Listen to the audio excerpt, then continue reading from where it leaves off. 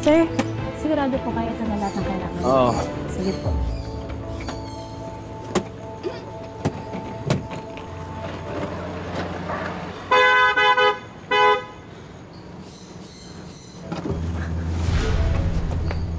Wilfred? Oh my gosh, it's you! You're back! Wilfred! Wait, what happened to you? Wilfred!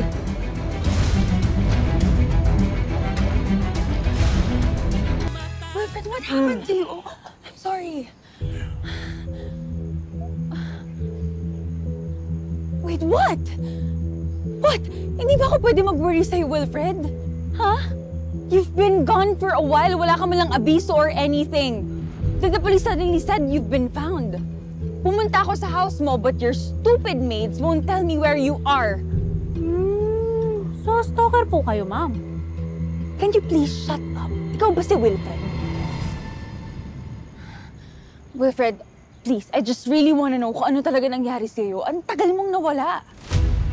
Long story. I have all day. I don't have all day. Kailangan namin umalis. Wait.